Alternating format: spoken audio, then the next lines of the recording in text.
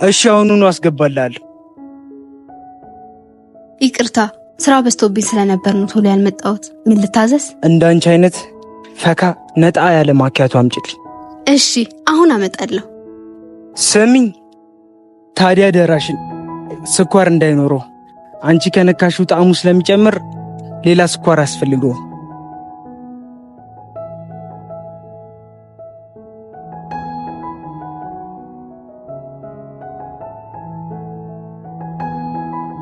ትላንትና እኮ በጣም ቸኩዬ ስለነበረ ነው ሂሳቡን ሳልሰጥ የሄድኩት። ሂሳብ እኮ ያልጠየቅኩ ቸኩለ ስለነበረ ሰዓትን እንዳላቃጥል ብዬ ነው። ያስታውቅ ነበር አይደል? አዎ በጣም ታስታውቃለህ። በእውነት ካንተ ይሄን ያህል የሰው መረዳት አልጠበቅኩም ነበር። በጣም አመሰግናለሁ። አመሰግናለሁ። እሱ ላንተ ቲፕ ነው። ፈገግታም ትህትናህም በጣም ደስ ይላል። ቀጥልበት። አመሰግናለሁ። እሺ ደህና ዋል።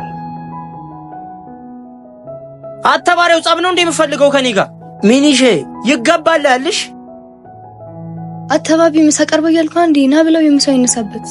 እሺ በቃ መጣው። እያየሽ አሁን ቀን ምሳይን በልቼ ልምጣ። ተዋውቋት ህሊና ትባላለች። በጣም ጸደይ ሰው ነች። በዛ ላይ የዘረጦ ልጅ። ወይኔ ትንሽ ግራ አጋባችሁ መሰለኝ። የመለኛ ልጅ ነች። ሰው መርዳት በጣም ነው የሚያስደስታት። ከኔም ጋር የተገናኘነው በለመደ እጇ ሰው ስትረዳ ነው። እኔም ከተረጂዎቹ አንዱ ነበርኩኝ።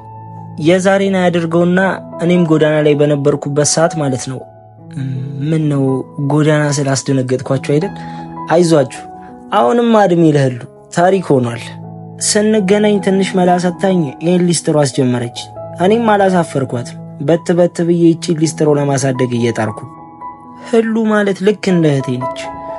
ግን ባሪያው ሁሌ ግራ እንዳጋባኝ ነው። ህሉ አንተ ጋር በመጣሽ ቁጥር የምታሳየው ፌስ ምንም ልክ አይደለም ይለኛል። እስኪ እናንተ ፍረዱ።